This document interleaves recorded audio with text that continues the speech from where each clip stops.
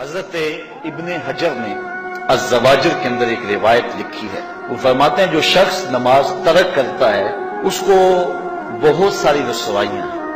وہ کہتے ہیں پہلی بات تو یہ ہے کہ اس کی عمر میں برکت اٹھا لی جاتی ہے. دوسری بات اس کے چہرے سے صالحین کا نور اتار لیا جاتا ہے. تیسری بات وہ کوئی بھی عمل کرے اس کا ثواب نہیں ملتا اسے. چوتھی سزا دنیا پر اس کو یہ ملتی ہے اس کی دعائیں قبول نہیں ہوتی. اور پانچویں سزا اس کے لیے یہ ہے کہ اس کے لیے جو نیک لوگ دعا کرتے ہیں ان دعاؤں کا حصہ اسے نہیں ملتا.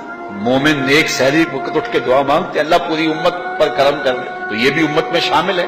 دعا اللہ والے کی تو قبول ہوئی لیکن اس کا حصہ نیک لوگوں کی دعاؤں سے نکال دیا جائے. یہ دنیا پر اس کو سزائیں ہیں. اور جب وہ مرنے لگتا ہے نزا کے وقت 3 اس کو سزائیں ملتی. ایک تو بھوکا مرتا ہے, دوسرا پیاسا مرتا ہے, تیسرا ذلیل ہو کے مرتا ہے. اور قبر کے اندر اس کو 3 سزائیں ہیں. حضرت امام ابن حجر کہتے ہیں ایک تو اس کی قبر تنگ کر دی جائے گی حتیٰ کہ ادھر والی پسلیاں ادھر اور ادھر والی پسلیاں ادھر.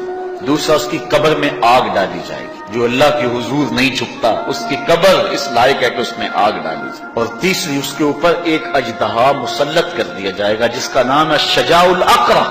اور جب وہ ڈنگ مارے گا تو 70 گز تک وہ شخص زمین میں دنس جائے گا اور وہ مسلسل یہ ڈنگ مارتا رہے گا. اور کہا کہ 3 سزائیں اس کو حشر میں پہنچیں گی. ایک تو اس کا حساب سختی سے لیا جائے گا. دوسرا اللہ تعالیٰ جل شانہ اپنے قہر و غضب کا اس پہ اظہار کرے گا. اور تیسری اس کو سزا یہ دی جائے گی کہ اس کو جہنم میں ڈال دیا جائے گا.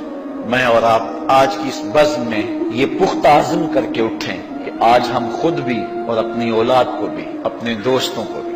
میرے والد گرامی فرمایا کرتے تھے جس سے دوستی ہونا اس کی انگلی پکڑ کے دین کی راہ پہ لے آؤ. یہ دوستی کا حق ہے.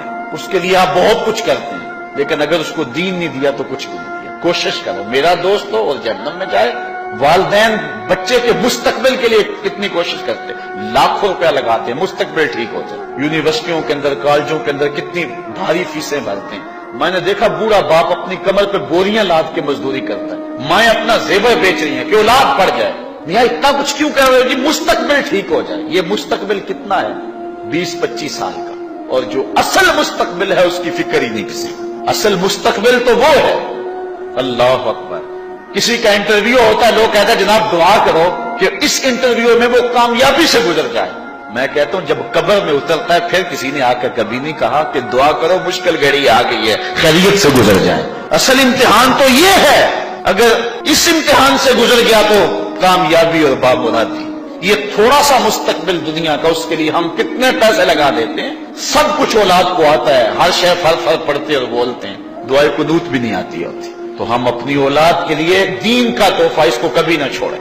اچھا بعض والدین کی ایک سستی ہے, وہ آتے جناب تعویذ کر دو ہماری اولاد نماز نہیں پڑھتی. کہتے ہیں جی ہماری تو چلو گزر گئی ہم تو نہیں پڑھتے یہ تو پڑھیں. میں کہتا ہوں یہ کیوں پڑھیں جب تم نہیں پڑھتے. تم مجھ سے تعویذ لینے آگے ہو جو تعویذ اللہ کے رسول نے تمہیں دیا تھا کہ 7 سال کے ہوں تو پکڑ کے انگلی مسجد کا راستہ دکھاؤ, 10 سال کے ہو جائیں تو مار کے پڑھاؤ, ان کے سینے میں اللہ کا خوف داخل کرو, ان کو قرآن کی تلاوت سکھاؤ.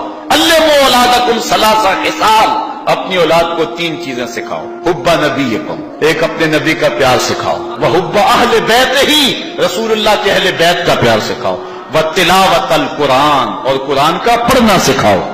چھین لو سیڑھیاں ان کے ہاتھوں سے گانے والی, چھین لو ان کے ہاتھوں سے ناول اور ان کے ہاتھ میں قرآن دے دو. کتنے خوش نصیب دن تھے, گلیوں سے گزرتے